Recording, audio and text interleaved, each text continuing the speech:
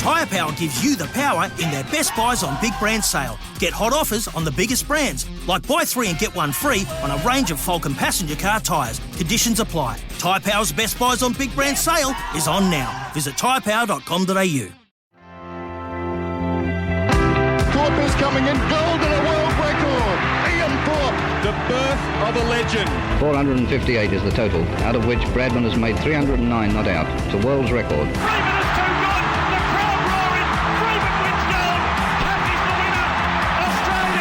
First ball in Test cricket in England for Shane Warne. And he's done it. He started off with the most beautiful delivery. Australia have done it! Australia is back on the biggest stage. Welcome to This Is Your Sporting Life for Tobin Brothers Funerals, celebrating lives. Here's your host, Sam Edmund.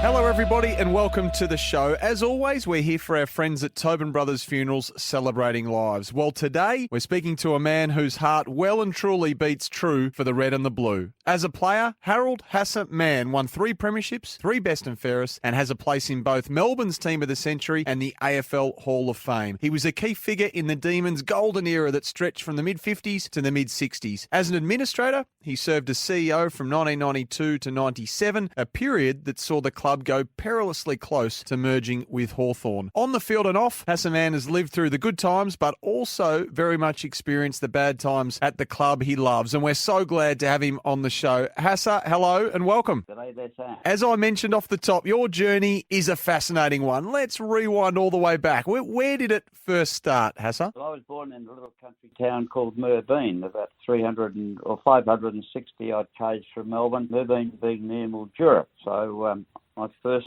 entry into the football world was through the Sunraysia League. Now, it was your cousin, and as it turned out, future Melbourne footballer Len Mann, who dubbed you Hassa. But how? What are the origins of the nickname that became your name? Look, I'm not quite sure, Sam. I put it down to Len. We grew up as brothers in the country, and how it came about, look, I don't really know. So the little town of Melbourne, obviously outside Mildura, you played 6 seniors at what age, Hassa? I played my first senior game at age 16, and it was after my first senior game that in the evening at 6:30 approx, there was a knock on the door, and Jim Cargill, secretary of the Melbourne Footy Club, was up there to recruit another member of the Melbourne side. And we found that Jim made his way to my parents' place on the Saturday evening after my first game. Now, that was Melbourne, but they had competition, didn't they? How many clubs were chasing you for your signature? Well, at that stage, not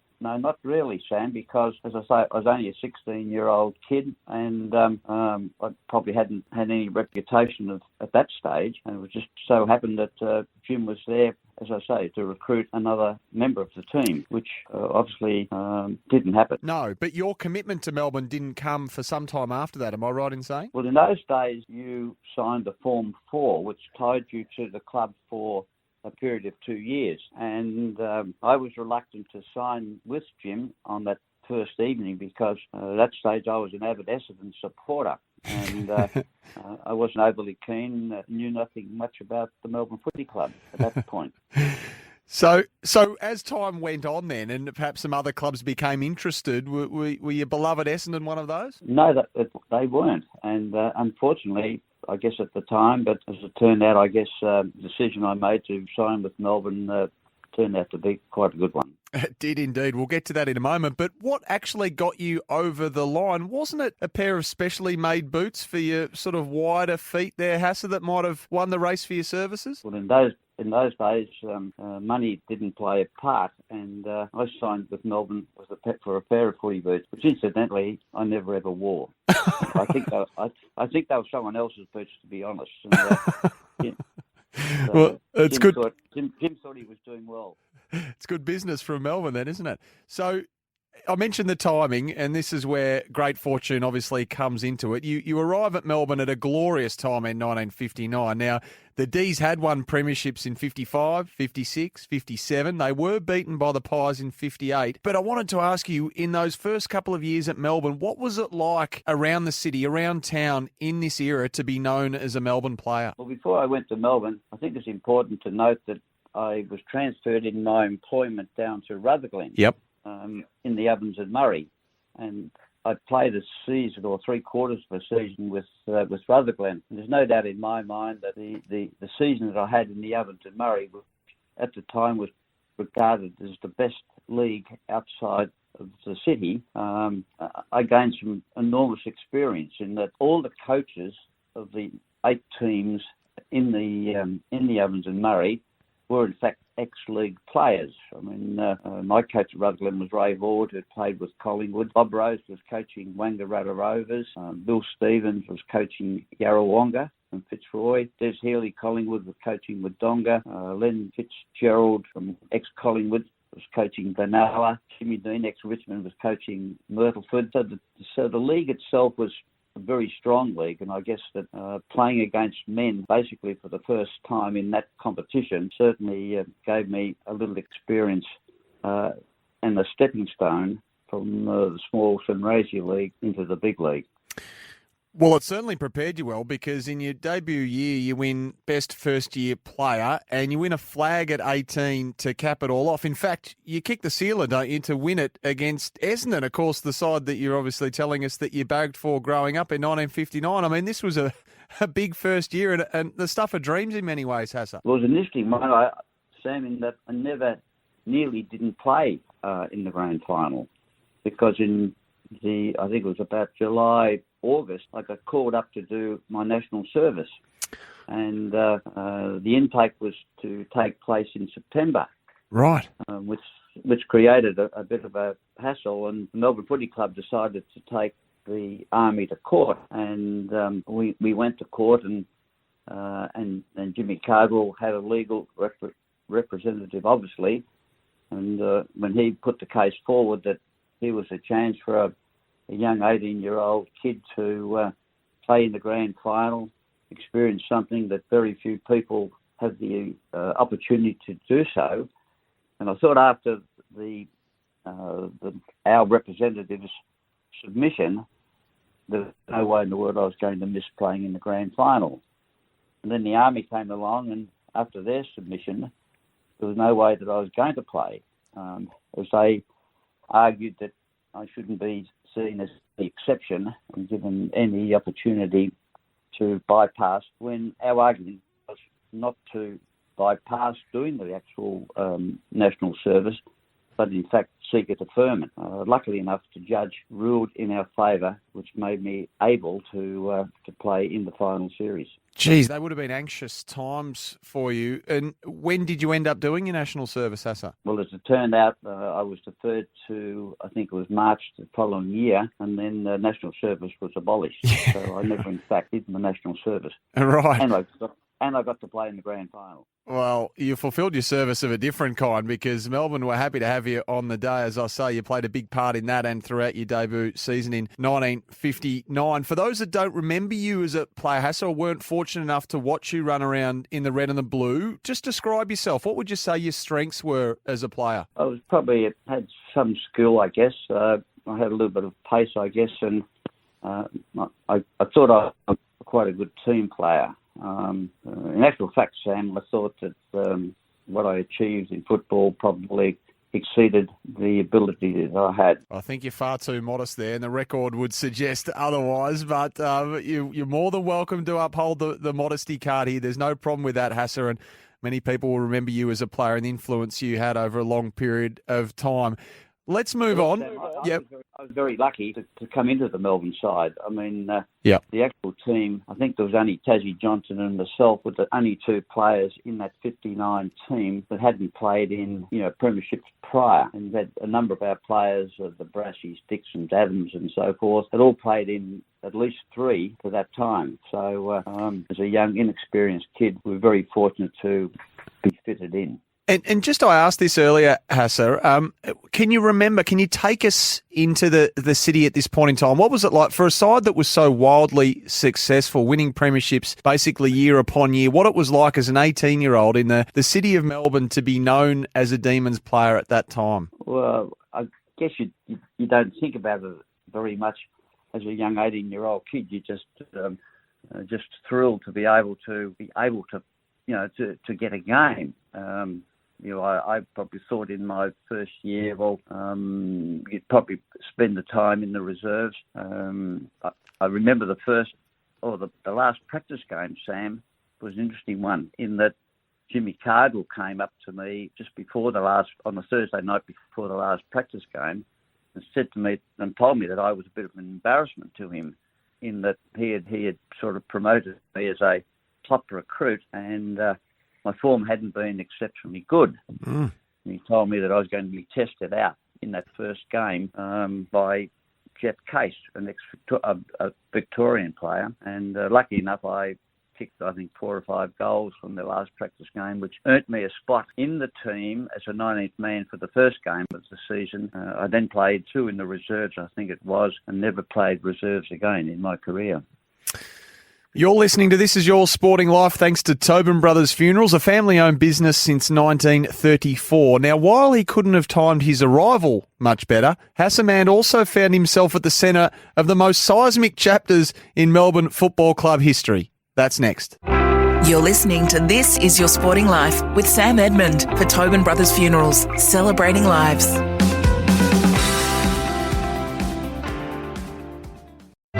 Welcome back to This Is Your Sporting Life for Tobin Brothers Funerals, celebrating lives.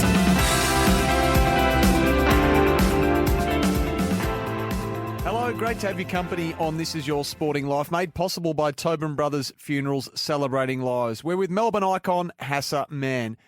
Hassa, I know you've spoken a bit about how fortunate you were to land at Melbourne at the time that you did. You also arrived at a club where the legendary Norm Smith is the coach. We could probably speak about this for hours, but what impression did Norm make on you? Look, to be honest, Sam, I think anything that I achieved in my sporting career, in my football career, I owe to Norm. I mean, he was just a person that I idolised as a person. His principles was very, very strong and thrown at us. And he was the sole reason, I think, that I achieved what I did achieve in my football career. He would obviously wind up a 6-time premiership coach. The resume is incredible, but he was also a stickler for discipline, wasn't he, Hassa? And he had nicknames like the Demon Dictator and the like, but he was straight down the line, wasn't he? He was. One thing I recall about Norm is he had a very good memory for the things you did wrong. And if he was to tap you on the shoulder and tell you that you'd played a good game, you would go home at night and rest easy. But his influence went beyond football, though, didn't it? And it went into life. I mean, you're a young man at this stage, and there were many like you at the club. Tell us about how he shaped, your life, I guess, when you're at an age where obviously you're easily influenced and people go in all sorts of different directions. The influence he had on you as a teenager. He had very strong principles and stood by those principles. The principles of loyalty, the principle of honesty were two that he kept pushing very hard. And the thing that I also admired about him, that he treated everyone as an equal. And the Barassis and the stars of the Melbourne team, they copped their criticism when due as much as all of us. And it was Norm's, I guess, attitude and that we were all prepared to probably run through a brick wall, knock ourselves out, and get up again for the man. Mm. That is a well-worn saying, being willing to run through a brick wall for the coach, but you're saying you'd get knocked out and you'd get up and run through it again. Well, that's what you do for Norm, because we all just admired him so much, and I say he was very strong all the time on the strong principles of life. We discussed your 3 premierships earlier, Hassa. After the 1964 season, you're basking in the glow of your 3rd flag. You're 24. young in every sense. You're a vice-captain. You're a two-time best and fairest winner at this stage, and life, I imagine, couldn't be much better. But then the great Ron Barassi, the captain, drops the bomb that he's off to Carlton. Now, can you go back, and I know it's a long time, but take us inside, give us an insight into the level of shock felt by you and your teammates at this time when this was announced? Well, initially it was just unbelievable that a guy such as Barassi, who had the standing as a player and as a person, and was red and blue through and through. His father played for the club.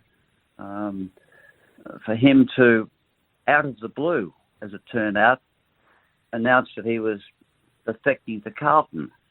And as a player, it was just hard to understand how Barassi could do that, because Barassi was red and blue through and through, and it was just unbelievable, and it just hit, the shock of it just was well, you couldn't explain it really. So you obviously had no inkling at all beforehand, Hassa? We had nothing, no inkling at all, and as it turned out, and we found out later, Norm Smith was even prepared to stand aside to let Ron coach Melbourne. He knew that he had strong coaching aspirations, and Norm, at that stage, who had the record of having Melbourne in the finals in 10 successive years for 6 premierships, he was prepared to stand aside for Barassi. So Barassi, as he is, very strong-willed person, felt that it was best for him, if he was going to pursue a coaching career, not to coach the Melbourne side at that stage. Did Ron address the players at all before he departed? No. The first we found out was reading it or hearing it over the news and reading it in the papers. I was going to ask you if you could remember the exact moment that you heard the news and how. I think I was probably in the car driving somewhere, and boy, what a shock. A lot of people listening today obviously weren't around at this time. Can you give us a sense of just how big a story and moment this was in the history of the game, Hassa? Can you put it into words, do you think? I don't know that I can, Sam, other than... no, I can't really. It was just unbelievable. I mean, a good mate, a fine leader of the club, to come out of the blue so unexpectedly was just... to say, unbelievable. Were you and he close during your playing days at this time? I think we were all close, and that was probably part of the success of the Melbourne football team, is that we were a very close-knit bunch and a close-knit family. And this was one of the principles also of Norm Smith, that it was important that the females of the club were also a team with the players off. And so we were, in a true sense, a real family club. And the mood of the players, Hassa, I mean, obviously initially shock, as you say. Did shock turn to anger? No, I don't think so. I think we all felt disappointed with Ron because he decided to leave the club. But also we know the type of person Barassi is, that he's a very success-oriented person, and we knew that if he had made that decision, it would not have been made lightly, and that once it was made, that he would go on and pursue a very successful career in his own right. So as time did go on in the immediate aftermath, did his motivation for leaving Melbourne for Carlton become understandable almost, or never? It was always hard to understand why he would want to leave Melbourne. And I think that that would be the same for all players. Why? The question, why did he want to leave Melbourne? Did you ever speak to him after he left? I'm sure you caught up many a time, but was this something that you ever discussed with him? Not really. No, not really. We knew that once Barassi makes up his mind to do something, he would give it 100%, and that decision would not have been made lightly. Particularly, it would have been very hard for him, Sam, to leave the Melbourne Football Club, particularly because of his background and his family background. And we were speaking about, relationships. He was obviously very close with Norm, didn't he? He lived in Norm's house for a period of time, didn't he, as a youngster? He did that, and that made it even more surprising that he would want to leave. You're with This Is Your Sporting Life, brought to you by Tobin Brothers Funerals, celebrating lives. Just jump online to visit tobinbrothers.com.au. Well, if the departure of Barassi came as a shock to Hassa Mann and his Melbourne teammates, it's arguable it was nothing compared to what was to come next. You're listening to This Is Your Sporting Life with Sam Edmund for Tobin Brothers Funerals, celebrating lives.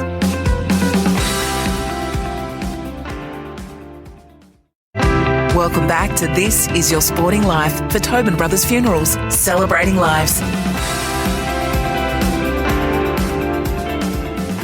Hello, we hope you're enjoying this week's edition of This Is Your Sporting Life. We're chatting with Melbourne Team of the Century member Hassa Mann. Hassa, despite the upheaval Barassi's departure to Carlton may have caused initially, you made a strong start to the 1965 campaign, didn't you?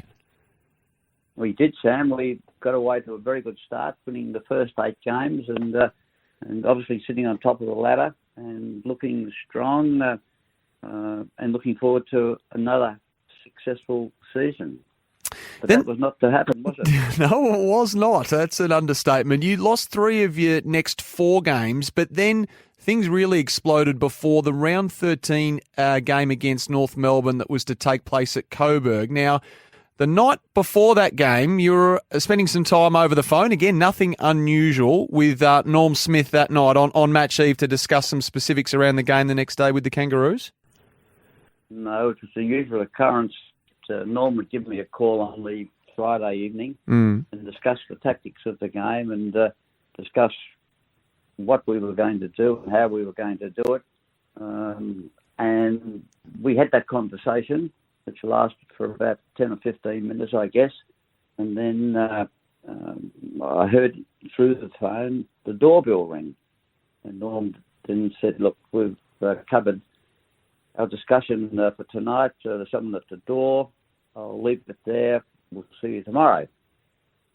So we hung up and I have a glass of milk, and about 2 minutes later, the phone rang again, and there's this person on the phone, quite agitated and upset, and he said, "It's Norm here," and I said, "I've just spoken to Norm Smith. Who is it?" He said, "No, Hassa, it's Norm," and he said, "I've just been sacked," and I said, I recall saying, I thought it was some crank. And I said, get off the phone, you silly bee. Anyway, Norm then convinced me that it was him, and he was crying. And I just couldn't understand that he'd been sacked. Here we had we'd won 8 of our first 10 games, sitting on top of the ladder, doing nicely, and they sacked him. Unbelievable. So as it turned out, Sam, we had a quick conversation, we hung up, and then my wife and I decided to drive to Coburg to Norm's house because he obviously was very upset. We were met at the door by Norm crying, his wife Marge crying, his brother Len and his wife crying. So I guess Glennis and I joined in. It was just a unbelievable moment that I will never ever forget. So the noise you heard with the doorbell ringing was actually a courier, wasn't it, delivering a termination notice? It was a courier delivering a telegram, and that in itself, from the club's perspective, how could big business people deliver a bombshell like that, not having the guts to do it face to face, was just could not be explained. I could not explain.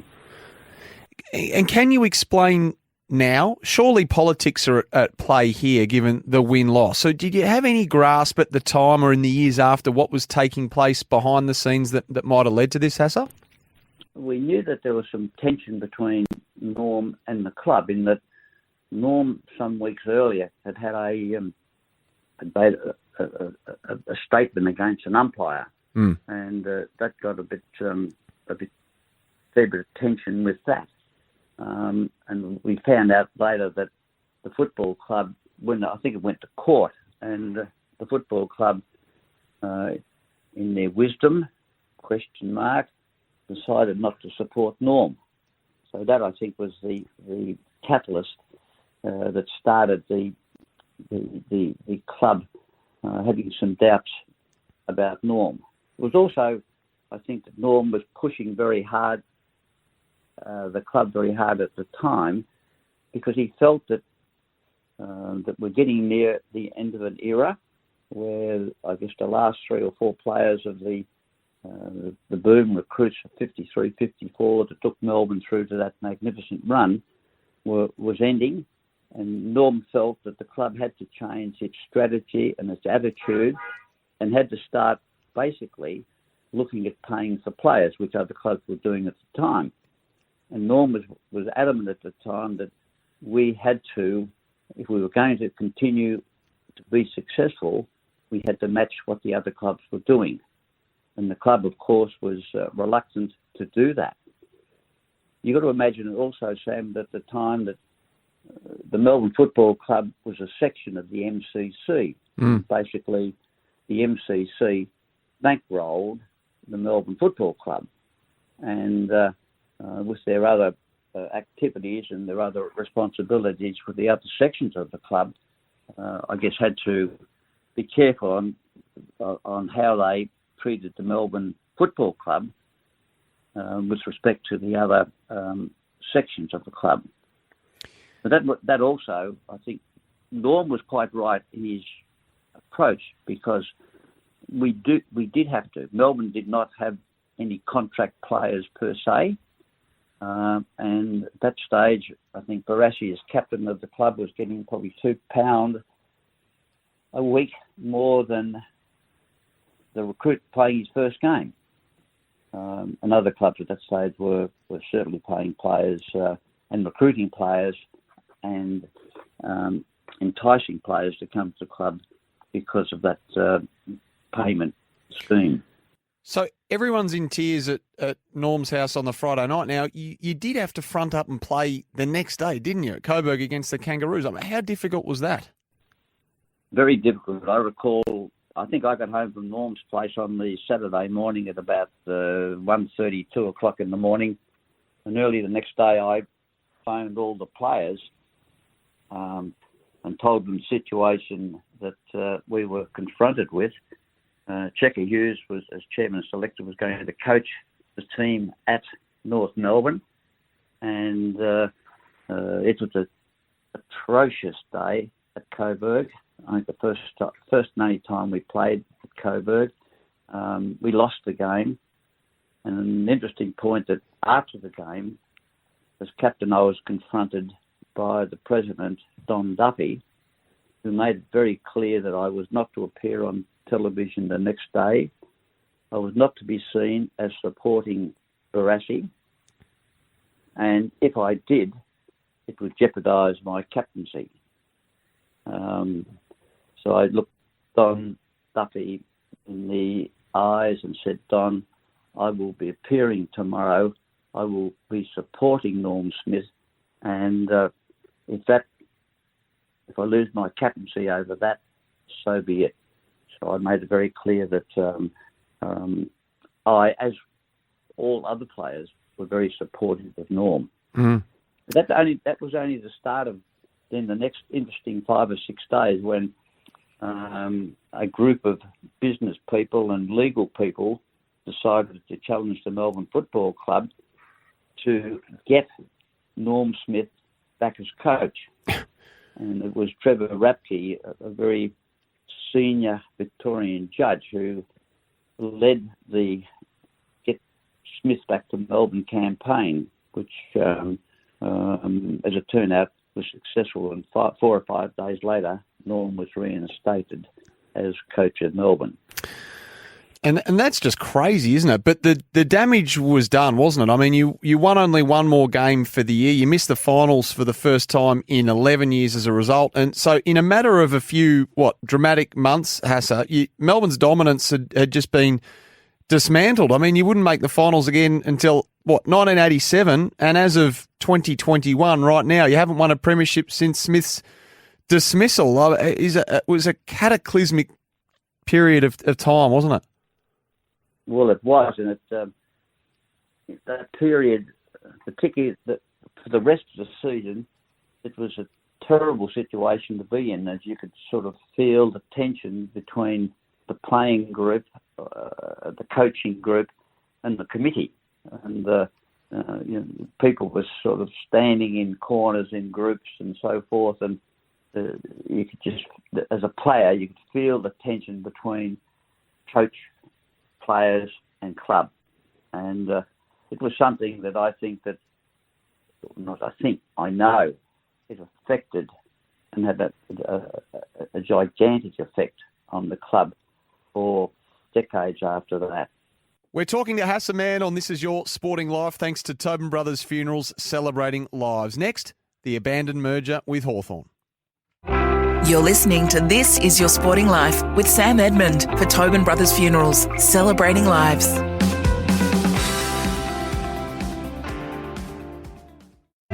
Welcome back to This Is Your Sporting Life for Tobin Brothers Funerals, celebrating lives.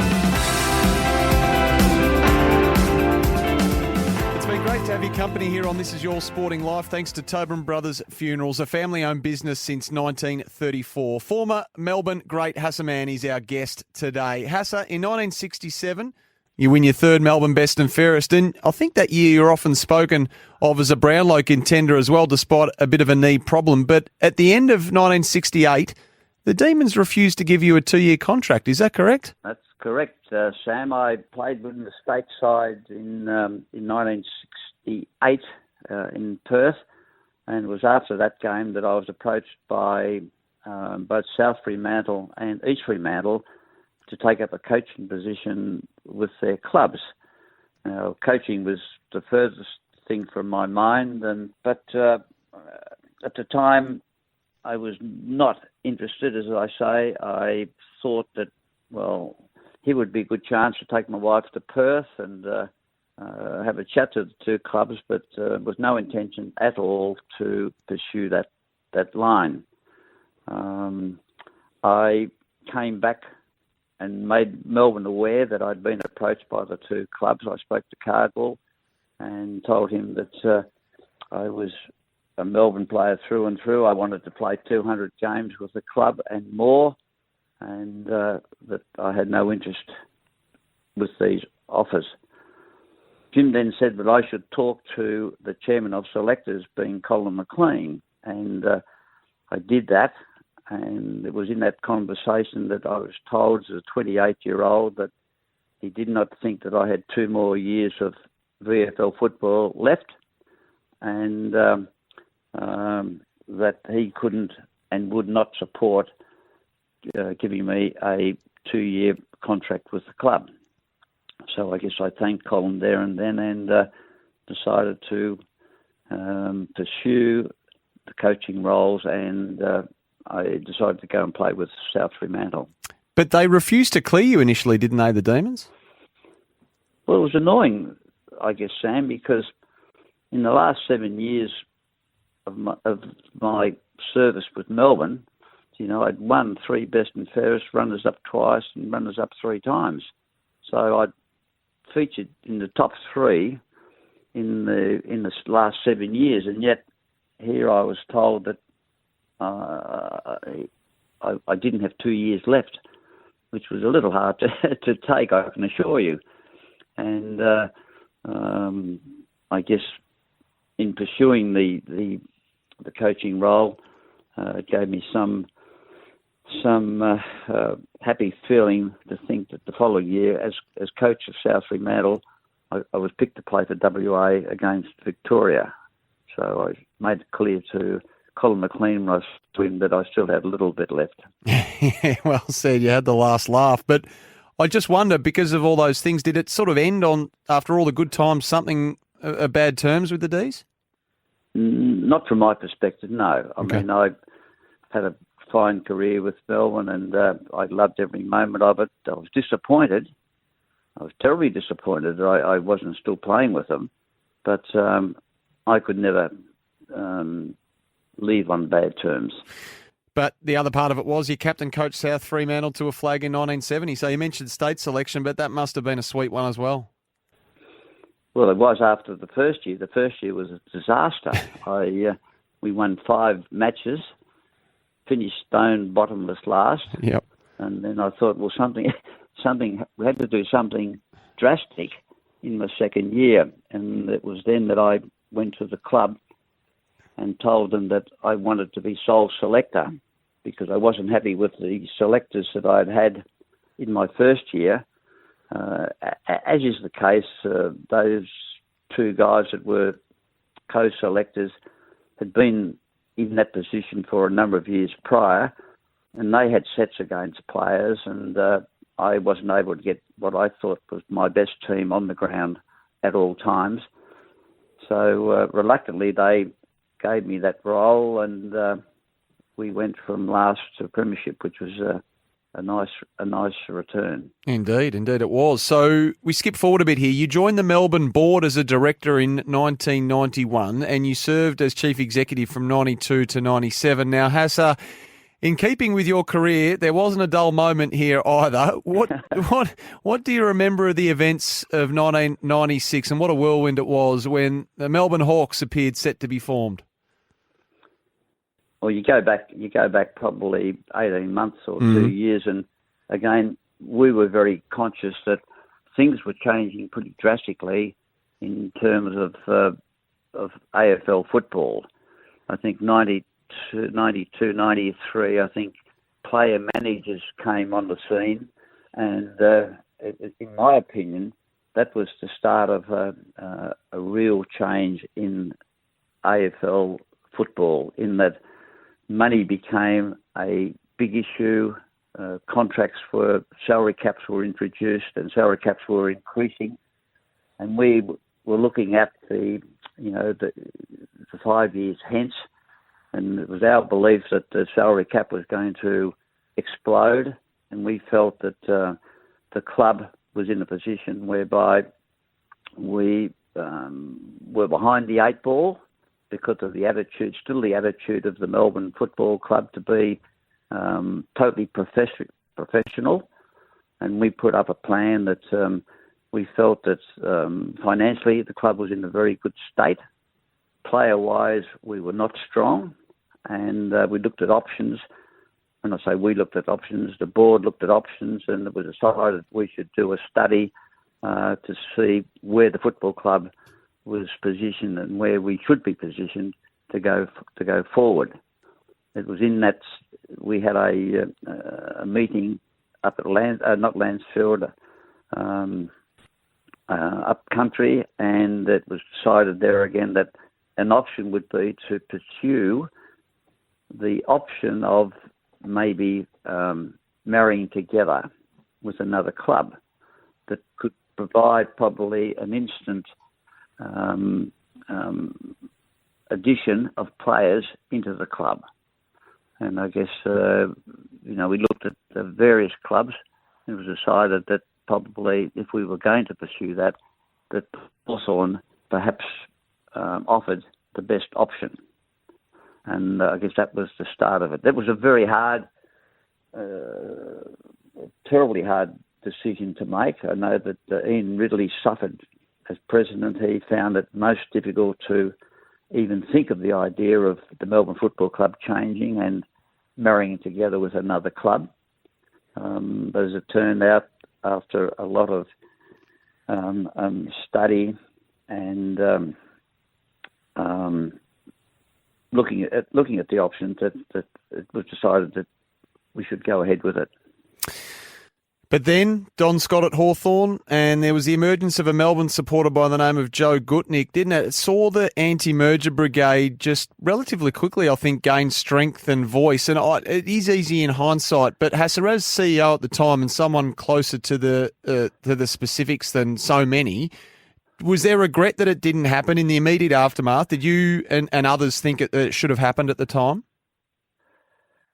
Well, I think all the studies we did, even though we found it hard to reach the decision that we did to pursue a merge, at that stage, Sam, also, I think, the league were making it very, very clear that if clubs were prepared to marry together, that they would certainly financially support it, as their idea was to try and reduce the number of clubs in Victoria, and this was one way of achieving that.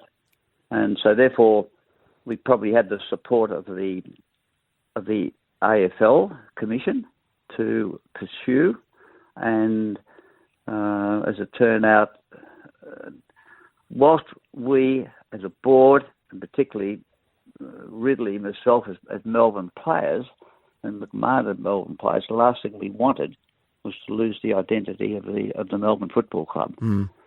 But we were confident that we had done the work, and we were confident of probably succeeding. But we could understand the reaction of the Melbourne supporters and probably the AFL public in general, that it was something that was going to be hard to achieve. And credit to Don Scott. Don rallied the ranks of Hawthorn, and it didn't go ahead. Personally, I felt that reluctantly I didn't want it to happen, but I thought it should happen. Hassa, we're speaking 4 rounds into the 2021 season. Melbourne have just made their best start to a campaign since 1994. They're 4-0, one of only 3 undefeated teams in the competition. Early days, but what have you made of it all? Look, they're looking pretty good at the moment. I think they've obviously changed their team plan and strategies. They've introduced a lot of pace into the side. They've introduced some good talented youth in the side, and I think that combined with, I guess, the experience of a lot of players that have now got some games under their belt, that we're probably positioned to make a run at the finals. Hopefully, we've made a very good start, and certainly the confidence should be fairly high at the moment. 4 out of 4 is a great start, but you've got to continue that over the next 3 or 4 games will be very important. I think, the missing or having May out of the side for the next 2 or 3 or 4 weeks will be a test of the depth and strength of our list. I suppose, not to finish on a sour note, but the fact that you can still lay claim to being a member of the club's last premiership side, and we know they're mightily hard to win in 1964, I'd imagine that's a source of sadness for you and some of your teammates, however. What do you mean by sadness? Well, the fact that it's been that long since you've won another one, the fact you can still say you're a member of the most recent premiership side. It's really a bit embarrassing, Sam. Yeah, right. To think that the club has gone so long without having success. And I feel for the players. I mean, I really feel for the players who put the effort in and have not had the success that we experienced.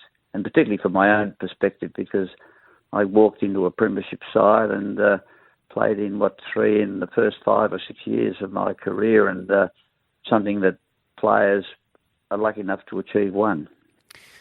Hassa, man, it's been great to catch up today. I mean, you have had an incredible journey in football, and as we've touched on, you've been there for, probably 3 of the biggest moments in Melbourne Football Club history. But amongst it all, you had a wildly successful career, franked in more recent years, of course, by Team of the Century and AFL Hall of Fame selections. Well done on all you achieved, and thanks a lot for joining us.